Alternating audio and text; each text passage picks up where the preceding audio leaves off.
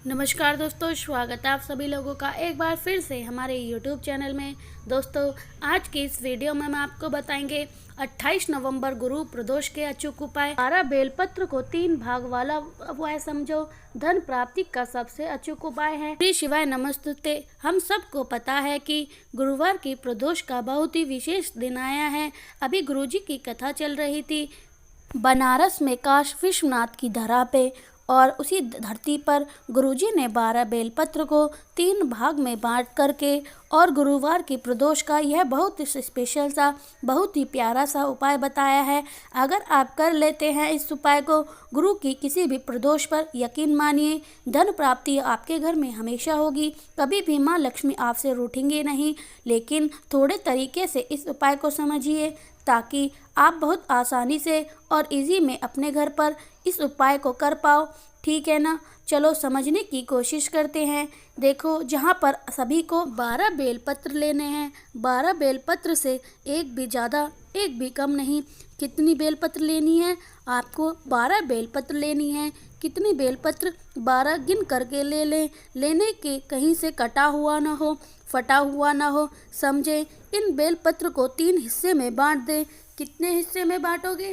3 हिस्से में। कैसे कैसे? जहाँ पर आपको सिर्फ 3 बेलपत्री, आपको क्या करना है, उन 12 बेलपत्र को 4 हिस्से में बांटना है। 4 हिस्से का मतलब 4-4 बेलपत्र करके 3 हिस्से में बांटना है। अब बांटोगे कैसे? जो अपने 4 बेलपत्र अलग किए हैं, 4-4 करके 3 जगह पर उन 4 के चारों बेलपत्र को ठुटा दिए, उनके पास में बंधा लेना। कितने हो जाएंगे? और एक बांधोगे 4 बेलपत्र, दूसरे में बांधोगे 4 बेलपत्र, तीसरे में बांधोगे 4 बेलपत्र। कितने बेलपत्र हो गए? 12 बेलपत्र आपके 3 हिस्सों में आ गए। अरे आ गए तो अभी इसी तरह से कर लेना है। फिर आपको शाम के टाइम पे प्रदोष काल में कब जाना है? शाम के टाइम प्रदोष काल में महादेव के शिवलिंग के पास चले जाना है। और आपको पता है कि जब हमारे घर की स्थिति किसी भी पार्ट ऑफ व्यू से बहुत ख़राब चल रही हो, चाहे किसी से भी हमें दोष कर रखा हो या फिर में घर में कोई प्रॉब्लम चलती हो, तो सिर्फ और सिर्फ आपको एक लोगों का ध्यान आता है, और वह होती हैं माता अशोक सुंदरी।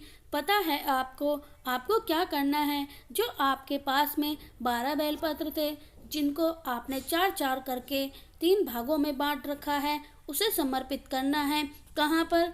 माता अशोक सुंदरी के स्थान पर समर्पित कर देना है। ठीक है ना? तरीका समझो। पहले उन हिस्सों में एक हिस्सा समर्पित करो माता अशोक सुंदरी के स्थान पर। आप चाहे तो कितनी ही समर्पित कर दो, लेकिन मैं आपसे कहूँगी कि आप उन तीनों बेलपत्र को यहाँ पर समर्पित, 4-4 बेलपत्र को यहाँ पर समर्पित करना माता अशोक सुंदरी के स्थान पर। 4 बेलपत्र को माता हस्त कमल के, जिसमें हमें लोगों को बोलती हैं कटी भाग देवी माता पार्वती की, कौन सा स्थान? यही जो होता है कटी भाग। आपको 4 बेलपत्र यहाँ पर चढ़ाने हैं। बाकी के बचे हुए बेलपत्र उसे महादेव के शिवलिंग के ऊपर चढ़ाना है। देखो, आप चाहे तो उन सभी बेलपत्र को माता अशोक सुंदरी के स्थान पर पूरा का पूरा चढ़ा सकते हो, बट मैं चाहती हूँ कि आप इन तीनों स्थान पर समर्पित करना, क्योंकि जब गुरुजी की कथा बिहार में चल रही थी तो इन 3 स्थान का महत्व गुरुजी ने अपनी कथाओं में बहुत बार बताया है। इसलिए मैं आपसे कहूँगी कि उन 12 बेलपत्र को 3 स्थान पर समर्पित करिएगा, और फिर एक लोटा जल तांबे के लोटे से श्री शिवाय नमस्तुते का स्मरण करके आप समर्पित करते हैं तो यकीन माने कभी भी आपकी लाइफ में कोई भी धन प्राप्ति से रिलेटिव कोई भी समस्या नहीं आएगी। और अगर कर्जे की प्रॉब्लम आपके घर में चली आ रही है और वह भी कर्जे की समस्या खत्म नहीं हो पा रही, तब तो आप इस उपाय को जरूर करेंगे। ठीक है ना? कितने प्रदोष काल के 2 प्रदोष लगातार अगर आपने कर लिया तो आपके घर में धन की प्राप्ति की जो समस्या होती है खत्म हो जाएगी। ठीक है ना? समझ रहे हो मेरी बात को? पहला उपाय आपको समझ में आ गया होगा। आगे बढ़ते हैं अब इस वीडियो में हम अपने दूसरे उपाय की तरफ, और यह उपाय भी आपको बेलपत्र के साथ में करना है। लेकिन इस बार हमें कितने सारे बेलपत्र नहीं लेने हैं, सिर्फ 5 आपको बेलपत्र इस उपाय को करना है। ठीक है ना? अब आप सबसे पहले इस उपाय के बेनिफिट समझ लो। जैसे कि आप बहुत दिनों से प्रदोष काल का व्रत रख रहे हो, फिर भी आपकी इच्छा पूरी नहीं हो पा रही। आप पशुपति व्रत करते हो और आप एकादशी के व्रत करते हो, बट फिर भी आपकी कोई इच्छा पूरी नहीं हो पा रही, तो आप इन 5 बेलपत्र को लीजिएगा और फिर से वही काम करना है। उन 5 बेलपत्र को लेकर पहुंच जाइए महादेव के शिवलिंग के पास। साथ ही साथ आपको एक तांबे के लोटे में जल को जरूर भरना है। अब मेरी बात समझिए। देखो, जैसे आपको पता है कि महादेव के शिवलिंग के ऊपर क्या है, पूरी उनकी फैमिली विराजमान है। महादेव की आप अपने साथ तांबे के लोटे में जल भी भर के लेकर जाना है। यह उपाय कब करना है? शाम के टाइम पर प्रदोष काल में सुबह इस उपाय को करने को मशहूर होता है, वही नहीं होता है। प्रदोष के दिन प्रदोष काल में ही उपाय किया जाता है, तब आपको लाभ ज़्यादा मिलता है। ठीक है ना? तरीका समझो। अब आपके पास कितने बेलपत्र हैं? आपके पास में 5 बेलपत्र हैं। ठीक है ना? गुरुजी ने अपनी बहुत सारी कथाओं में 5 स्थान का वितरण दिया है। सबसे पहला स्थान है विघ्नहर्ता भगवान गणेश। इनके स्थान पर समर्पित करना, जो कि शिवलिंग के राइट साइड में होते हैं। जो दूसरी बेलपत्र होगी वह आपको समर्पित करना है भगवान कार्तिक के स्थान पर, जो शिवलिंग के लेफ्ट साइड में होगी। जो तीसरा स्थान होता है महादेव के शिवलिंग के ऊपर, वह होता है माता अशोक सुंदरी का, तो तीसरा बेलपत्र माता अशोक सुंदरी के स्थान पर। जो चौथा बेलपत्र समर्पित करना है जगत जननी जगदम्बा माता पार्वती के स्थान पर, यानी कि माता के हस्त कमल पर आपको चौथे बेलपत्र चढ़ाने हैं। और जो 5वीं बेलपत्र होगी वह महादेव के शिवलिंग के ऊपर चढ़ाना होगा। यहाँ पर चढ़ा दिया है। जहाँ जहाँ पर भी आप चढ़ाओगे, आपकी जो भी मनोकामना होगी विशेष होगी। शिव शंभु भोलेनाथ से अपनी मनोकामना कह देना है। इतनी सी बात समझ में आ गई। अब क्या करना है? जो मैंने आप लोगों को तांबे के लोटे को जल बताया है, आपको उस जल को उन्हीं 5 स्थान पर थोड़ा थोड़ा करके चढ़ाना है। कैसे चढ़ाओगे? सबसे पहले भगवान गणेश के स्थान पर, फिर थोड़ा सा जल कार्तिक के स्थान पर, फिर थोड़ा सा जल माता अशोक सुंदरी के स्थान पर, फिर थोड़ा सा जल माता हस्त कमल पर, और बाकी का बचा हुआ जितना भी जल है वह महादेव के शिवलिंग के ऊपर जल चढ़ाना होगा। तब सभी लोगों को शिव शिवाय नमस्तुते जाप करके चढ़ाना है। लेकिन जब आप बेलपत्र चढ़ा रहे होते हैं तब आपको अपनी मनोकामना अपनी विशेष महादेव से कह देनी है। जो भी व्यक्ति शाम के टाइम पर प्रदोष के दिन प्रदोष काल में इस उपाय को करता है, उनकी वर्षों पुरानी जो मनोकामना होती है, जो विशेष होती है, वह शिव शंभु भोलेनाथ पूरी जरूर करते हैं। ठीक है ना? करना जरूर है। तो 2 उपाय आपको समझ में आ गए।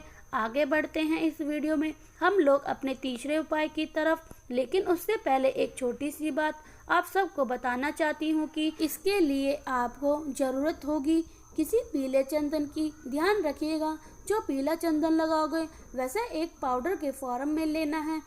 तब इसका क्या बनाओगे? गाढ़ा सा पेस्ट बनाना है।